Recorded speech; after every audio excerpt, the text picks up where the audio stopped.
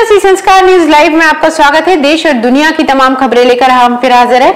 आइए आपको ले चलते हैं 10 मिनट में 10 खबर पर।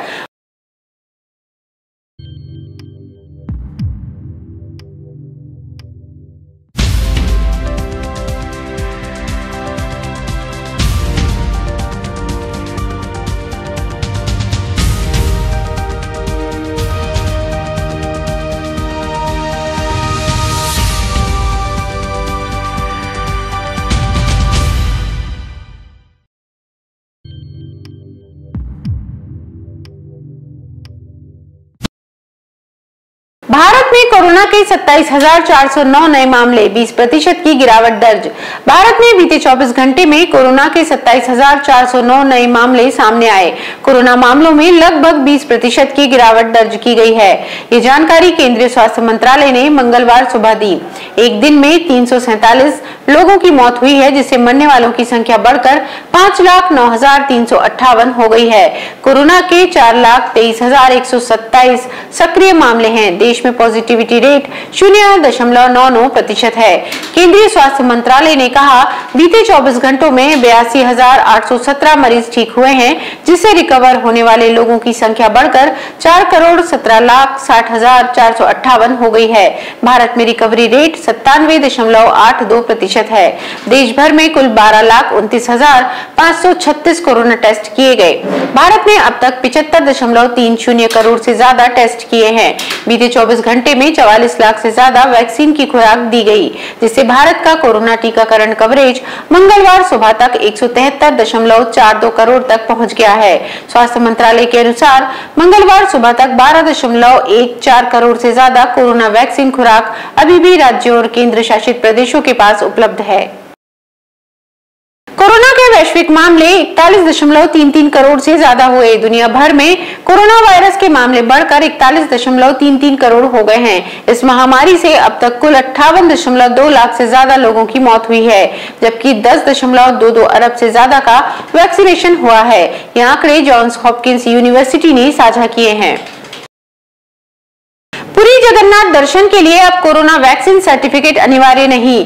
पुरी के श्री जगन्नाथ मंदिर में 21 फरवरी से प्रवेश करने के लिए अब डबल डोज कोरोना टीकाकरण सर्टिफिकेट अनिवार्य नहीं होगा। यह फैसला सोमवार को पुरी में मंदिर के चतीसा निजोग की बैठक में लिया गया। श्री जगन्नाथ मंदिर प्रशासन के मुख्य प्रशासक कृष्ण कुमार ने कहा कि राज्य में कोरोना की स्थिति में सुधार और बहुसंख्यक आबादी के टीकाकरण की डबल डोज को ध्यान में रखते हुए यह निर्णय लिया गया है। हालांकि उन्होंने उन सभी भक्तों को सलाह दी जो मंदिर जाना चाहते हैं, उन्हें कोरोना वैक्सीन की 2 खुराक का टीका लगाया जाना चाहिए। भक्तों के लिए अन्य कोरोना प्रतिबंध जैसे सैनिटाइजर और मास्क का प्रयोग अनिवार्य रहेगा। उन्होंने कहा कि परिसर की सफाई के लिए श्रद्धालुओं के लिए रविवार को भी मंदिर बंद रहेगा। राष्ट्रपति रामनाथ कोविंद की मंदिर की निर्धारित यात्रा के बारे में कुमार ने कहा कि 19 फरवरी को शाम 4 बजे से शाम 6 बजे तक राष्ट्रपति के मंदिर के दर्शन के दौरान मंदिर जनता के लिए बंद रहेगा। राष्ट्रपति 20 फरवरी को जगन्नाथ दर्शन के अलावा गौड़ीय मिशन के संस्थापक श्रीमद भक्ति सिद्धांत सरस्वती गोस्वामी प्रभुपाद की 150वीं जयंती समारोह का उद्घाटन करेंगे। बाद में वह दिल्ली लौटने से पहले श्री चैतन्य गौड़ीय मठ भी जाएंगे। शिवपुरी में मजदूरों का वाहन पलटा, 4 की मौत। मध्य प्रदेश की शिवपुरी जिले में मजदूरों से भरा वाहन अनियंत्रित होकर पलट गया। इस हादसे में 4 मजदूरों की मौत हो गई और 15 घायल हुए हैं, जिनमें से 2 की हालत गंभीर है। यह सभी मजदूर पश्चिम बंगाल के बताए जा रहे हैं। पुलिस से मिली जानकारी के अनुसार शिवपुरी जिले के कोलारस क्षेत्र में गोरा टीला के पास एक पिकअप वाहन पलट गया। इस वाहन में सड़क निर्माण कार्य के लिए मजदूरों को ले जाया जा रहा था। वाहन में सवार 4 मजदूरों की मौत हो गई, जबकि 15 लोग घायल हो गए हैं। पुलिस के मुताबिक पश्चिम बंगाल से आए यह मजदूर एक पिकअप वाहन में सवार होकर रविवार की रात को कोलारस आ रहे थे, तभी यह वाहन अनियंत्रित होकर पलट गया। घायलों को शिवपुरी जिला अस्पताल में लाया गया है, जिनमें से 2 की हालत गंभीर होने पर उन्हें उपचार के लिए ग्वालियर भेजा गया है। जिला अस्पताल में उपचार करा रहे एक घायल मजदूर ने बताया है कि उनका दल पश्चिम बंगाल से एक पुल के निर्माण कार्य के लिए शिवपुरी आया था। वे लोग किशनगंज से रेलगाड़ी से यहाँ आए थे और जहां पुल का निर्माण होना है उस स्थान के लिए वाहन से जा रहे थे। उसी दौरान वाहन अनियंत्रित होकर पलट गया। आशंका है कि किसी जानवर आदि को बचाने के चक्कर में वाहन पलटा है। भारतीय छात्रों के लिए 1.12 करोड़ डॉलर ऑस्ट्रेलियाई मैत्री छात्रवृत्ति कार्यक्रम होगा शुरू। भारतीय विदेश मंत्री डॉक्टर एस जयशंकर और ऑस्ट्रेलियाई विदेश मामलों और महिला मंत्री मारिस पायने के बीच मेलबर्न, ऑस्ट्रेलिया में हुई बैठकों के बाद 3 मैत्री पहल शुरू करने की घोषणा की है, जो द्विपक्षीय सहयोग, समझ और आदान प्रदान को बढ़ावा देगी। भारत में ऑस्ट्रेलियाई उच्चायोग ने कहा 1.12 करोड़ डॉलर मैत्री छात्रवृत्ति कार्यक्रम ऑस्ट्रेलियाई विश्वविद्यालयों में अध्ययन करने के लिए उच्च उपलब्धि प्राप्त करने वाले भारतीय छात्रों को आकर्षित करेगा और उनका समर्थन करेगा। यह ऑस्ट्रेलिया के विश्व स्तर पर प्रसिद्ध शैक्षणिक और अनुसंधान संस्थानों, विशेष रूप से विज्ञान, प्रौद्योगिकी, इंजीनियरिंग, गणित और स्वास्थ्य में प्रदर्शित करेगा। उन्होंने आगे कहा 35 लाख डॉलर का मैत्री अनुदान और फेलोशिप कार्यक्रम हमारे भविष्य के नेताओं के बीच संबंधों का निर्माण करेगा। साथ ही मध्य कैरियर ऑस्ट्रेलियाई और भारतीय पेशेवरों को रणनीतिक अनुसंधान और साझा प्राथमिकताओं पर सहयोग करने के लिए समर्थन करेगा।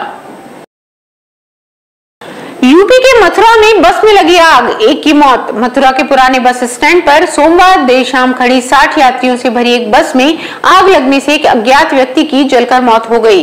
इस घटना का वीडियो सोशल मीडिया पर वायरल हो गया। जानकारी के अनुसार बस मथुरा पहुंची और अलीगढ़ के लिए रवाना होने वाली थी। बस का इंतजार कर रहे सभी यात्री अंदर जाकर अपनी सीटों पर बैठ गए। कुछ देर बाद बस में आग लग गई और यात्री अपना सामान लेकर बस से कूदने लगे। खाकी पतलून पहने पीड़ित बस की आखिरी पंक्ति में बैठा था। उसने आपातकालीन खिड़की से भागने की कोशिश की, लेकिन अधिक वजन होने के कारण उसमें फंस गया। सैकड़ों लोगों के सामने उसकी जलकर मौत हो गई। इस घटना के वीडियो में देखा जा सकता है कि बस में आग लगने के दौरान एक व्यक्ति खिड़की में फंस गया। दमकल अधिकारी ने कहा कि इस मौके पर पहुंची फायर ब्रिगेड ने आधे घंटे में आग पर काबू पा लिया। आग लगने के कारणों का तत्काल पता नहीं चल पाया है।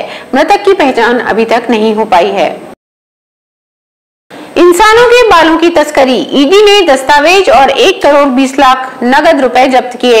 मिजोरम के रास्ते अवैध तरीके से भारत से म्यांमार में इंसानों के बालों की तस्करी के लिए पिछले सप्ताह 2 दिनों तक बड़ा तलाशी अभियान चलाया गया, जिसमें बड़ी मात्रा में नगद रुपए जब्त किए गए। ये जानकारी प्रवर्तन निदेशालय ने सोमवार को दी। ईडी ऑनलाइन चीनी सट्टेबाजी मोबाइल एप्लीकेशन के फंड ट्रेल की जांच कर रहा था। तब उसे पता चला कि म्यांमार को जोड़ने वाली सीमाओं पर स्थानीय बालों का व्यापार करने वालों को बड़ा भुगतान किया गया है। ईडी ने तलाशी अभियान के दौरान 1 करोड़ 20 लाख रुपए नगद बरामद करने के अलावा विभिन्न आपत्तिजनक दस्तावेज, हाथ से लिखी डायरी, डिजिटल उपकरण जब्त किए हैं। ईडी के एक वरिष्ठ अधिकारी ने कहा कि हैदराबाद और आइजोल में कई स्थानों पर और म्यांमार की सीमा से लगे मिजोरम के चंपाई के आसपास के इलाकों में तलाशी ली गई। ईडी के एक वरिष्ठ अधिकारी ने कहा, मिजोरम के रास्ते अवैध भूमि मार्गों से भारत से म्यांमार में इंसानों के बाल की तस्करी से संबंधित खोज की गई। इस तरह की बड़ी नकदी जब्त की गई। कनाडा के प्रधानमंत्री ने प्रदर्शन रोकने के लिए लगाया आपातकाल। कनाडा के प्रधानमंत्री जस्टिन ट्रूडो ने सोमवार को विरोध प्रदर्शनों को खत्म करने के लिए आपातकाल लगाने की घोषणा की है। समाचार एजेंसी सिन्हुआ ने बताया कि ट्रूडो ने एक प्रेस कॉन्फ्रेंस में कहा कि उन्होंने कनाडा के इतिहास में पहली बार आपातकाल अधिनियम लागू किया ताकि संघीय सरकार को इस मुद्दे को संभालने के लिए और अस्थायी शक्तियां दी जा सके। ट्रूडो ने सैन्य बल की भागीदारी को खारिज करते हुए कहा कि इस अधिनियम का उपयोग सीमा और हवाई अड्डों जैसे महत्वपूर्ण बुनियादी ढांचे को नाकाबंदी से बचाने के लिए किया जाएगा और सरकार रॉयल कैनेडियन माउंटेन पुलिस को नगरपालिका उपनियमों को लागू करने में सक्षम बनाएगी।